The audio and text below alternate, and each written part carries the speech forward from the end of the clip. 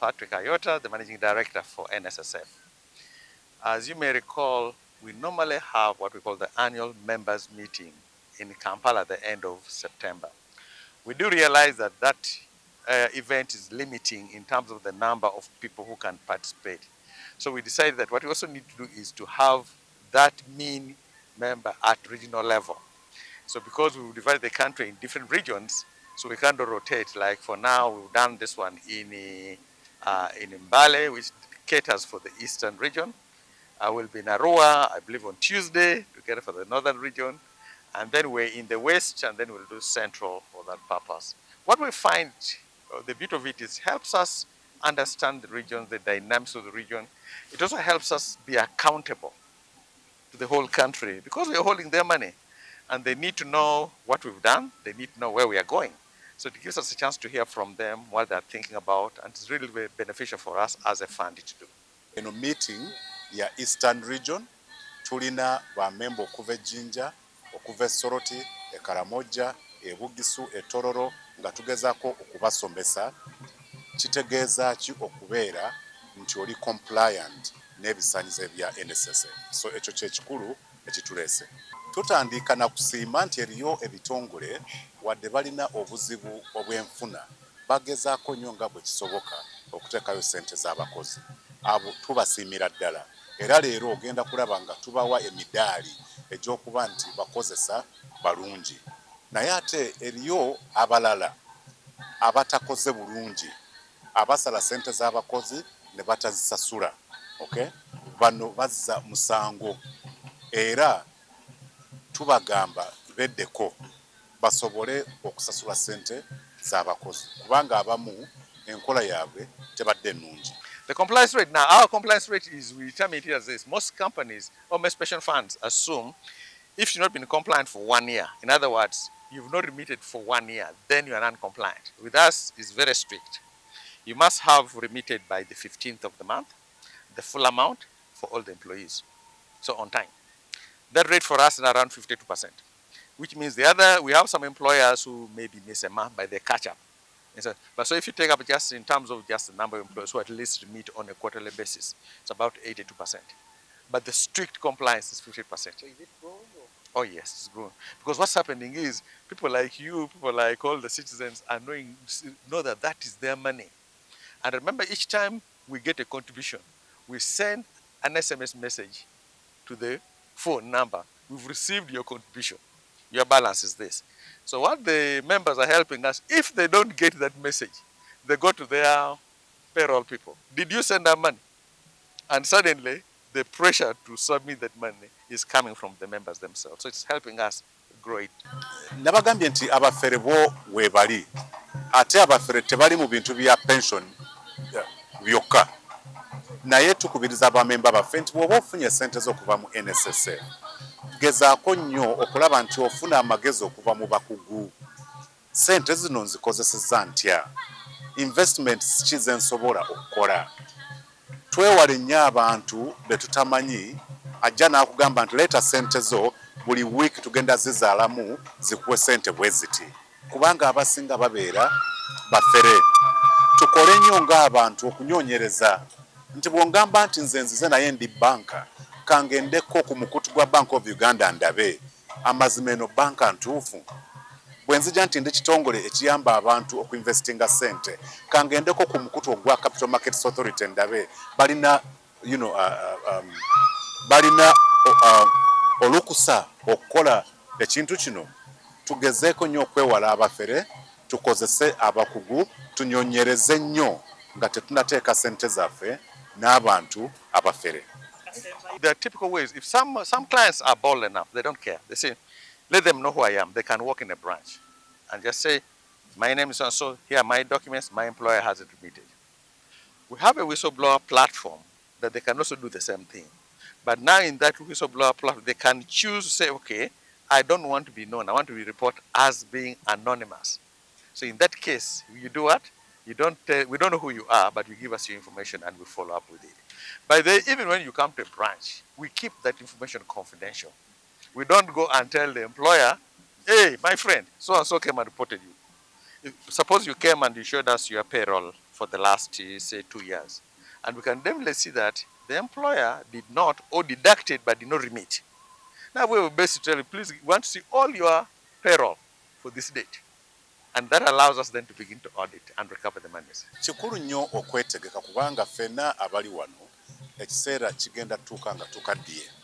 Ekitongole kya gavumenti ekya UBOS ekinyonyereza kyafulumya information eraga nti obuwangazi bwaffe ng'abantu bweyongedde. Okay? Bweyongedde nti bwenzaalibwa leero ndina emikisa mingi egibeerawo paka emyaka 68. Okay? Kitegeeza nti tugenda kubeerawo ebbanga ddene. So bwe tutakola bintu ebisaanidde okwetegekera emyaka gyaffe egy'omu maaso, emyaka gyaffe egy'obukadde gijja kubeera mizibu nnyo. Tosuubira nti gavumenti, tosuubira nti abaana bo, tosuubira nti abantu bo be bagenda okutwala obuvunaanyizibwa obw'okulabira mu myaka gyo egy'obukadde. Obuvunaanyizibwa obwo bubwo ng'omuntu era osaanidde okutandika n'eleero okwetegekera emyaka egyo. Etteeka lya NSSF kye tuyita NSSF Act lyalongosebwamu era nga liwa abakozi bonna opportunity ey'okuteekayo ssente eziswika ebitundutundu ebitaano. Mu ssaawa zino omukozesa oba employer akuteekerayo ebitundu 10. Gwe mwennyini nga omuntu n'oteekayo ebitundu 5. Naye etteeka ligamba nti osobola okuyisa mu bitundu 5 naawe n'oyongera ku ssente z'oteekayo. Kiyamba kitya? Kiyamba nti bw'oyongera okuteekayo ssente nnyingi n'amagoba g'ofuna okuva mu NSSF kubanga balance wo abeera yeeyongedde n'amagoba gabeera mangi. Ne kikuyamba okubeera nti wona akaddiwira ojja kubanga ssente zo ziweze. Kubanga amazima gali nti kubanga emisaala gye tufuna si mingi ate abasinga akaseera ke tutereka si kawanvu, tugenda okulekeraawo okukola nga ssente ze tuteeseeyo teziwera. Kati kyamakulu okutandika ssaawa zino ng'osobola okwongera ku kasente k'oteekayo gwe mwennyini ng'omuntu kubanga etteeka likikkiriza mu kye tuyita voluntary contributions. Unfortunately for us in Uganda, because of our cultural reasons, we've never taken wills as serious as we need. In the rest of the world, wills are common day things people make. You keep it, you make it, and then you update as it goes. With us here, there's scare, there's being afraid that, if I make a will, then I'm putting a curse on myself, I will die. So that makes people not prepare a will. And yet a will are instructions to those who are still alive. We can't ask you at that point, what were your wishes? What do you want to do? So by leaving a will behind, you've left us your instructions. It's important. And some people have got large families, large wealth, and they don't leave instructions what needs to be done. And suddenly that's where you end up, there are a lot of fights going on in families regarding properties, regarding what? Because there are no clear instructions that the owner of those properties left there. So it's really very important. And as we're growing and the society is becoming a bit more complex, that's one of the instruments, one of the documents somebody needs to prepare. The good news is you don't have to prepare it. You prepare it the first time, then you keep on updating as your events in your life change.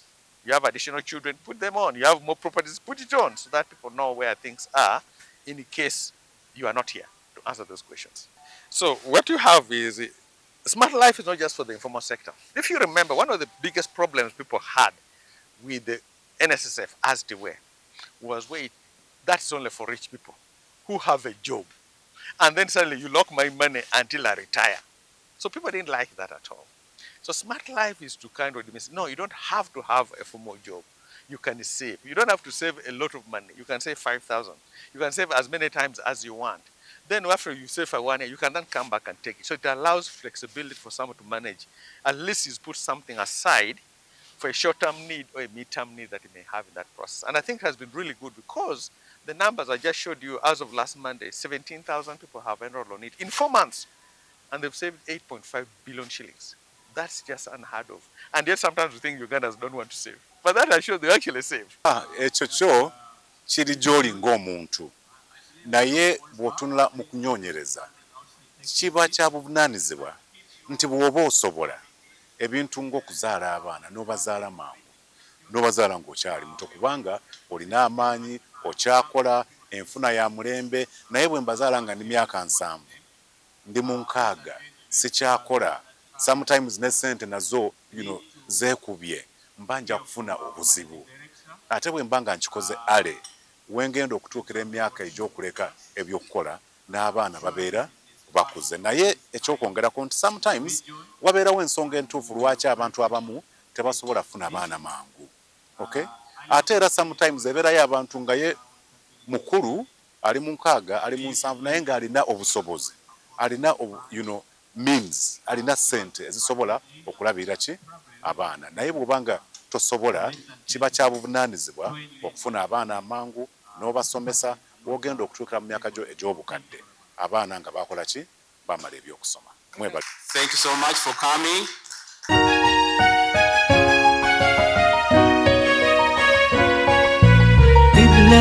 Islamic Media. Islamic Media.